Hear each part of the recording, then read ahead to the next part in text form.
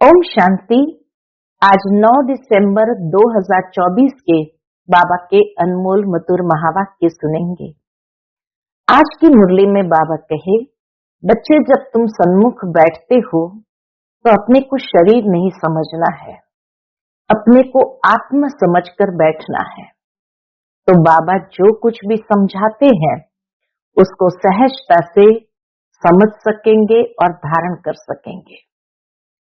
बाबा कहे, भक्ति में मनुष्य ईश्वर के विषय में कुछ नहीं जानते हैं। नाम क्या है, रूप क्या है, देश क्या है, काल क्या है, कुछ भी नहीं जानते हैं। अभी तुम्हारे पास बाप का यथार्थ परिचय है। तुम नाम, रूप, देश, काल सब कुछ जानते हो। तो अब तुम्हें सबको बाप का यथार्थ परिचय समझाना है और धारण कर दूसरों को समझाओ, तभी ऊंच पद मिल सकेगा।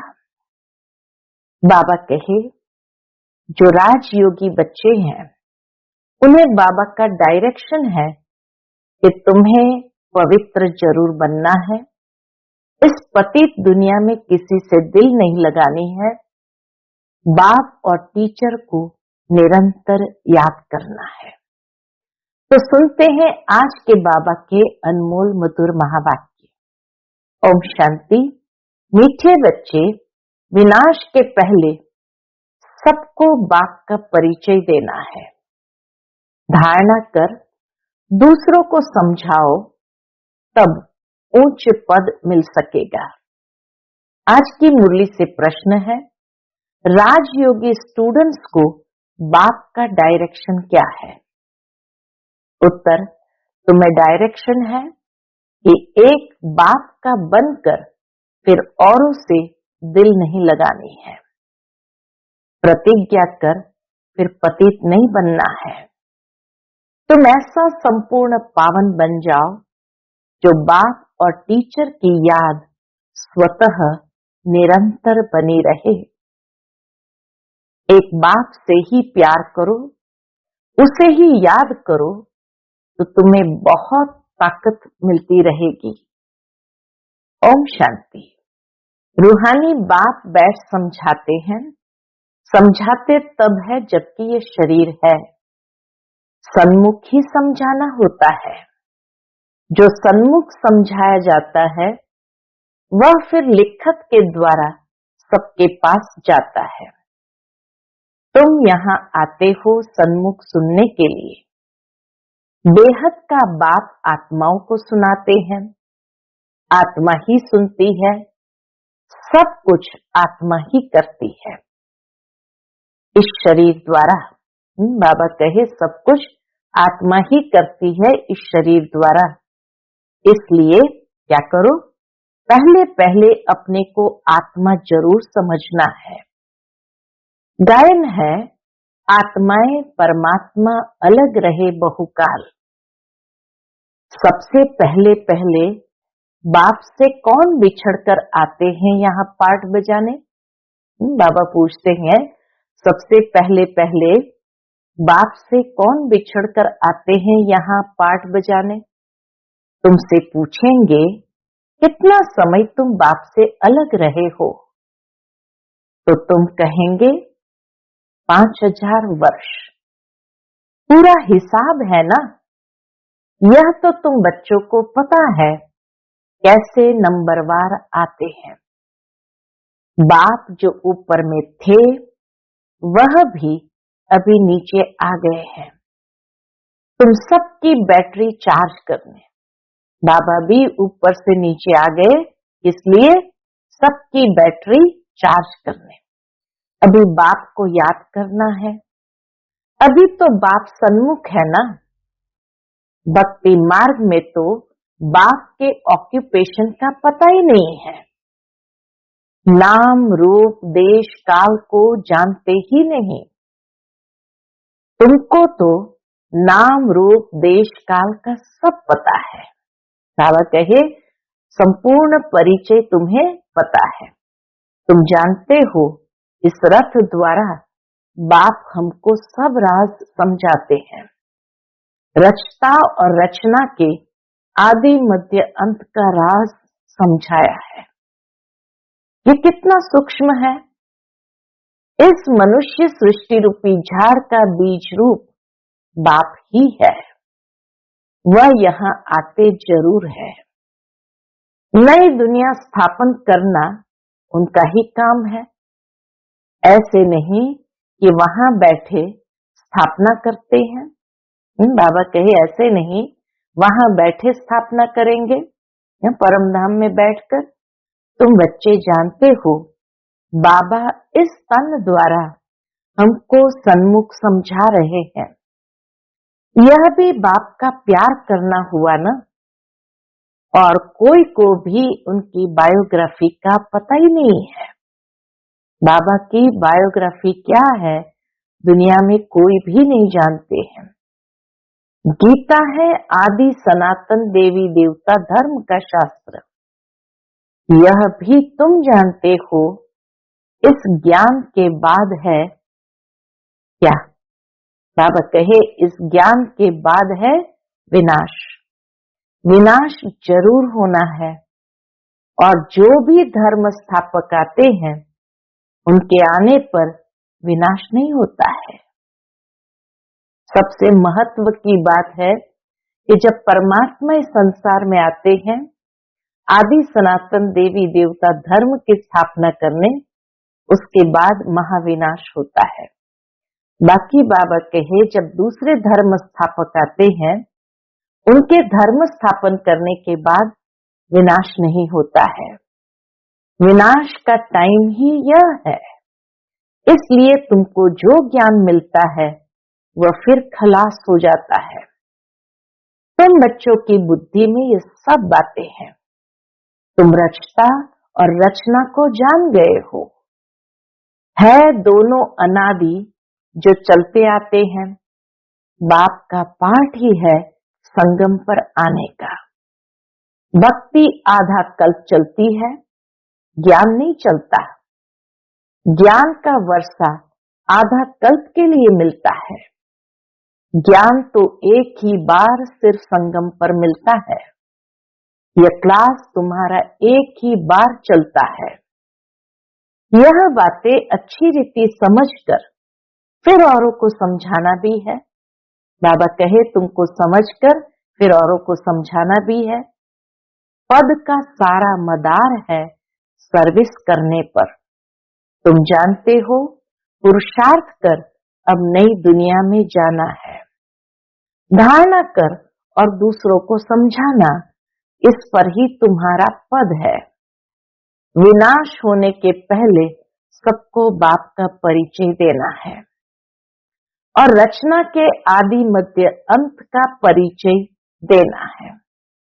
विनाश के पहले एक तो बाप का परिचय सबको देना है, दूसरा रचना के आदि मध्य अंत का राज सबको सुनाना है।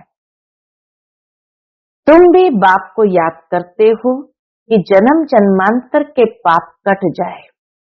जब तक बाप पढ़ाते रहते हैं याद जरूर करना है। पढ़ाने वाले के साथ योग तो रहेगा ना। टीचर पढ़ाते हैं तो उनके साथ योग रहता है। योग बिगर पढ़ेंगे कैसे? योग अर्थात पढ़ाने वाले की याद। योग अर्थात पढ़ाने वाले की याद। यह बाप भी है, टीचर भी है, सतगुरु भी है। तीनों रूप में पूरा याद करना पड़ता है। यह सतगुरु तुम्हें एक ही बार मिलता है। ज्ञान से सदगति मिली, बस फिर गुरु की रस्म ही खत्म। ज्ञान से सदगति प्राप्त हो गई, फिर गुरु की रस्म ही खत्म। बाप टीचर की रस्म चलती है, गुरु की रस्म खत्म हो जाती है। सदगति मिल गई ना। निर्वाण धाम में तुम प्रैक्टिकल में जाते हो, फिर अपने समय पर पाठ बजाने आएंगे। मुक्ति जीवन मुक्ति दोनों तुमको मिल जाती है। मुक्ति भी जरूर मिलती है। थोड़े समय के लिए घर जाकर रहेंगे। यहाँ तो शरीर से पाठ बजाना पड़ता है, पिछाड़ी में सब पाठधारी आ जाएंगे। नाटक जब पूरा होता है तो सब एक्टर्स स्टेज पर आ जाते हैं। अभी भी सब एक्टर्स स्टेज पर आकर इकट्ठे हुए हैं। कितना घोर घमासान है। बाबा कहे इस रंग मंच पर इतना घोर घमासान है। सतयुग आदि में इतना घोर घमासान नहीं था। अभी तो कितनी अशांति है। तो अब जैसे बाप को सृष्टि चक्र की नॉलेज है, तो बच्चों को भी नॉलेज है। बीज को नॉलेज है ना, सारा झाड़ कैसे वृद्धि को पाकर फिर खत्म होता है। अभी तुम बैठे हो नई दुनिया की सैपलिंग लगाने अथवा आदि सनातन देवी देवता धर्म का सैपलिंग लगाने। तुमको पता है इन लक्ष्मी नारायण ने राज्य कैसे पाया? तुम जानते हो हम अभी नई दुनिया का प्रिंस बनेंगे। उस दुनिया में रहने वाले सब अपने को मालिक ही कहेंगे ना। जैसे अभी भी सब कहते हैं, क्या कहते हैं? भारत हमारा देश है। तुम समझते हो अभी हम संगम पर खड़े हैं, शिवालय में जाने वाले हैं। बस अभी गए कि गए। बाबा कहे अभी गए कि गए। हम जाकर शिवालय के मालिक बनेंगे। तुम्हारी एम ऑब्जेक्ट ही यह है। यथा राजा रानी तथा प्रजा सब शिवालय के मालिक बन जाते हैं। बाकी राजधानी में भिन्न भिन्न स्टेटस तो होते ही है। वहां वजीर तो कोई होता ही नहीं। वहां के राजा महाराजाओं को वजीर की आवश्यकता ही नहीं। वजीर तब होते हैं जब पतित बनते हैं। लक्ष्मी नारायण व राम सीता का वजीर नहीं सुना होगा कि उनका वजीर कौन था, क्योंकि वह खुद सतो प्रधान पावन बुद्धि वाले हैं। फिर जब पतित बनते हैं तब राजा रानी एक वजीर रखते हैं राय लेने के लिए। अभी तो देखो अनेक अनेक वजीर है, अनेक अनेक मिनिस्टर्स है। तुम बच्चे जानते हो ये बहुत मजे का खेल है। बाबा कहे ये बहुत मजे का खेल है। खेल हमेशा मजे का ही होता है। सुख भी होता है, दुख भी होता है। इस बेहद के खेल को तुम बच्चे ही जानते हो। इसमें रोने पीटने आदि की बात ही नहीं। गाते भी है बीती सो बीती देखो, बनी बनाई बन रही अब कुछ बननी नाही। यह नाटक तुम्हारी बुद्धि में है। हम इनके एक्टर्स हैं। हमारे 84 जन्म का पार्ट एक्यूरेट अविनाशी है। जो जिस जन्म में जो एक्ट करते आए हैं वही करते रहेंगे। आज से 5000 वर्ष पहले भी तुमको यही कहा था कि अपने को आत्मा समझो। गीता में भी अक्षर है, तुम जानते हो बरोबर। आदि सनातन देवी देवता धर्म जब स्थापन हुआ था तो बाप ने कहा था देह के सब धर्म छोड़ अपने को आत्मा समझो और बाप को याद करो। मन मना भव का अर्थ तो बाप ने अच्छी रीति समझाया है। भाषा भी यही है। यहाँ देखो कितनी ढेर भाषाएं हैं। भाषाओं पर भी कितना हंगामा है। भाषा बिगर तो काम चल न सके। ऐसी ऐसी भाषाएं सीख कर आते हैं जो मदर लैंग्वेज खलास हो जाती है। अपनी मातृभाषा ही समाप्त हो जाती है। जो जास्ती भाषाएं सीखते हैं उनको इनाम मिलता है। जितने धर्म उतनी भाषाएं होंगी। वहां तो तुम जानते हो अपनी ही राजाई होगी। भाषा भी एक होगी, यहाँ तो 100 माइल पर एक भाषा है। कहते हैं ना 100 माइल पर भाषा बदल जाती है, वहां तो एक ही भाषा होती है। स्वर्ग में अनेक अनेक भाषा भी नहीं जो कंफ्यूजन या मिसअंडरस्टैंडिंग हो, एक ही भाषा होती है। यह सब बातें बाप बैठ समझाते हैं, तो उस बाप को ही याद करते रहो। शिव बाबा समझाते हैं ब्रह्मा द्वारा, रथ तो जरूर चाहिए ना, समझाने के लिए रथ तो जरूर चाहिए ना। शिव बाबा हमारा बाप है। बाबा कहते हैं मेरे तो बेहद के बच्चे हैं। बाबा इन द्वारा पढ़ाते हैं ना, टीचर को कभी गले से थोड़ी लगाते हैं। बाप तो तुमको पढ़ाने आए हैं, राजयोग सिखलाते हैं, तो टीचर ठहराना, तुम स्टूडेंट हो। स्टूडेंट कभी टीचर को बाकी पहनते हैं क्या? एक बाप का बनकर फिर औरों से दिल नहीं लगानी है। बाप कहते हैं मैं तुमको राजयोग सिखलाने आया हूं ना, तुम शरीरधारी, हम शरीरी ऊपर में रहने वाले। कहते हो बाबा पावन बनाने आओ, तो गोया तुम पतित हो ना, फिर मेरे को भांति कैसे पहन सकते? प्रतिज्ञा कर फिर पतित बन जाते हैं। जब एकदम पावन बन जाएंगे, पिछाड़ी में फिर याद में भी रहेंगे, टीचर को गुरु को याद करते रहेंगे। अभी तो छीछी बनकर गिर पड़ते हैं और ही 100 गुना दंड पड़ जाता है। यह तो बीच में दलाल के रूप में मिला है। ब्रह्मा बाबा बीच में दलाल के रूप में मिला है। उनको याद करना है। याद किसको करना है? बाबा कहते हैं मैं भी उनका मुरब्बी बच्चा हूं। ब्रह्मा बाबा कहते हैं उनको याद करना है। फिर ब्रह्मा बाबा कहते हैं मैं भी उनका मुरब्बी बच्चा हूं, फिर मैं कहां बाकी पहन सकता हूं? तुम फिर भी इस शरीर द्वारा मिलते हो, मैं उनको कैसे बाकी पहनूं? बाप तो कहते हैं बच्चे तुम एक बाप को ही याद करो, प्यार करो। याद से पावर बहुत मिलती है। बाप सर्वशक्तिमान है। बाप से ही तुमको इतनी पावर मिलती है। तुम कितने बलवान बनते हो।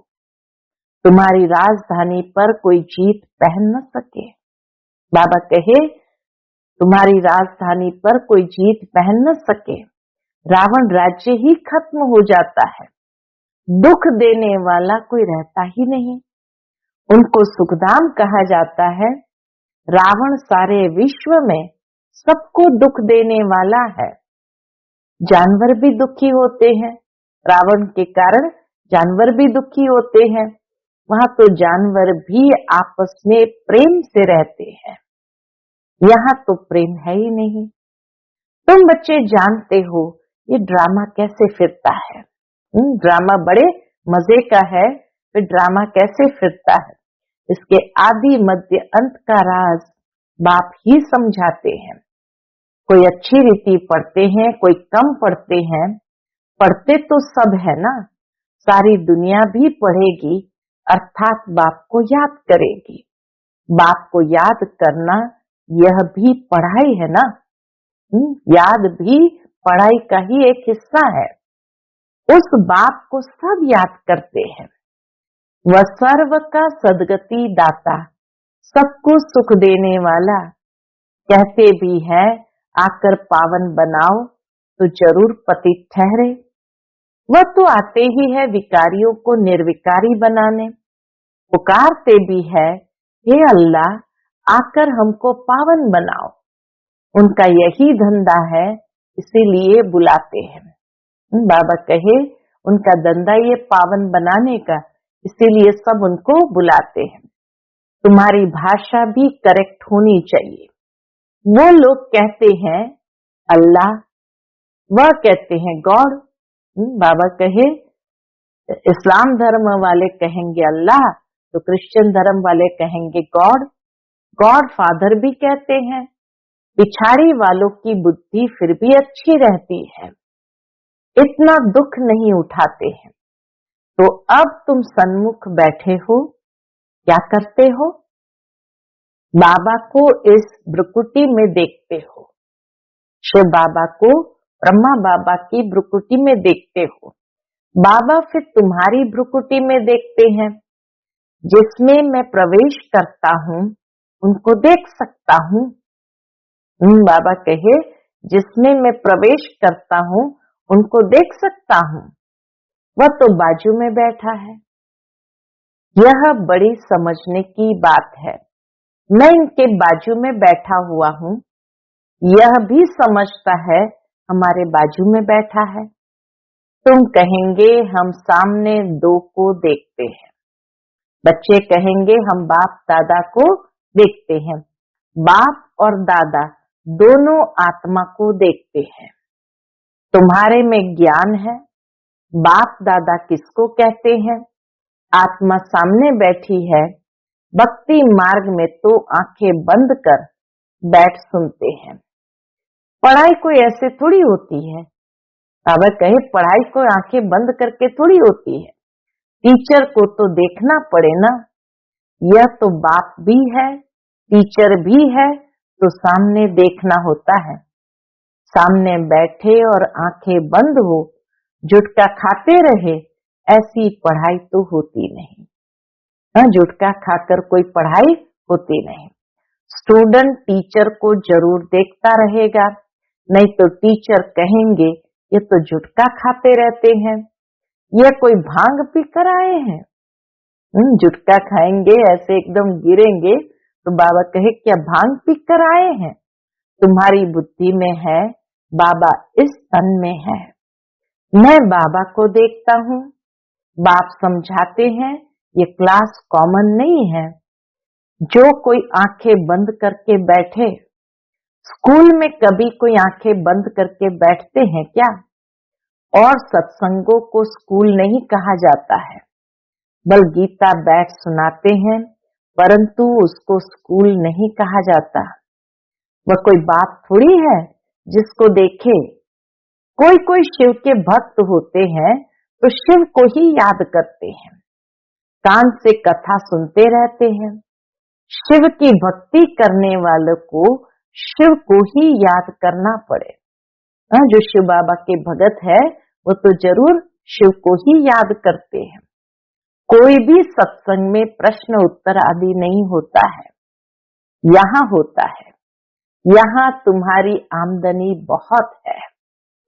आमदनी में कभी उबासी नहीं आ सकती है। जहाँ बहुत धन कमाई होती है वहाँ उबासी नहीं आ सकती।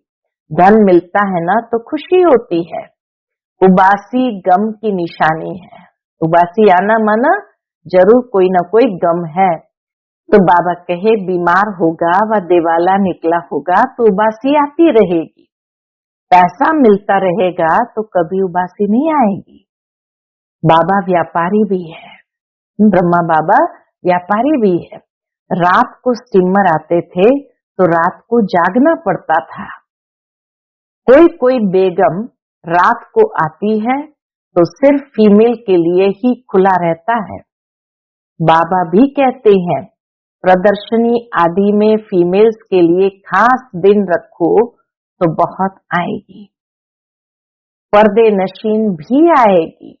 उस जमाने में तो पर्दे नशीन थे, तो इसीलिए बाबा कहे उनके लिए अलग समय रखो, अलग दिन रखो। पर्दे नशीन भी आएंगी। बहुएं पर्दे नशीन रहती है। अगर मोटर में भी सवारी करके जाती हो तो भी बाबा कहे मोटर में भी पर्दा रहता है। यहाँ तो आत्मा की बात है। ज्ञान मिल गया तो पर्दा भी खुल जाएगा। सतयुग में पर्दा आदि होता नहीं। यह तो प्रवृत्ति मार्ग का ज्ञान है ना, वहां किसी से पर्दा करने की आवश्यकता ही नहीं। अच्छा, मीठे मीठे सिकिलदे बच्चों प्रति माता पिता बाप दादा का याद प्यार और गुड मॉर्निंग। रूहानी बाप की रूहानी बच्चों को नमस्ते।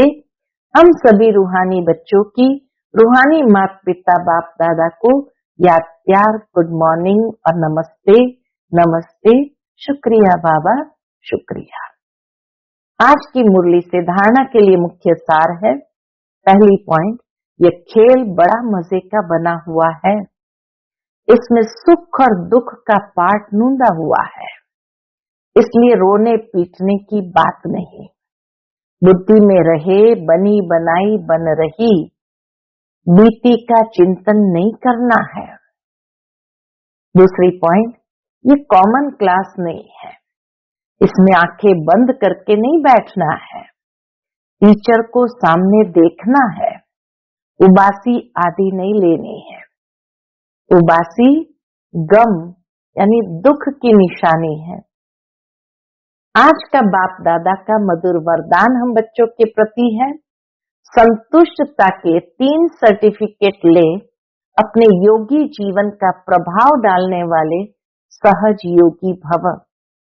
संतुष्टता के 3 सर्टिफिकेट ले अपने योगी जीवन का प्रभाव डालने वाले सहज योगी भव।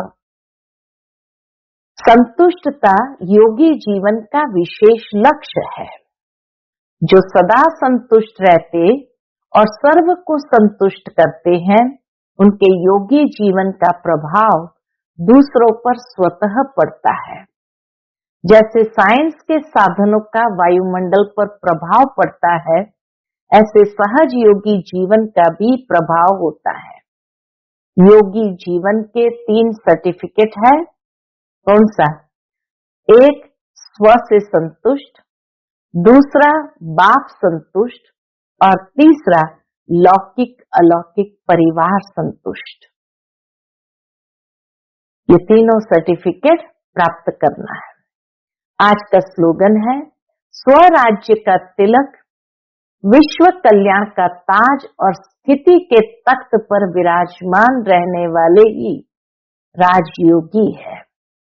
स्वराज्य का तिलक, विश्व कल्याण का ताज और स्थिति के तख्त पर विराजमान रहने वाले ही राजयोगी है। ताज, तख्त और तिलक जिसके पास है वही सच्चे राजयोगी है। अच्छा, ओम शांति।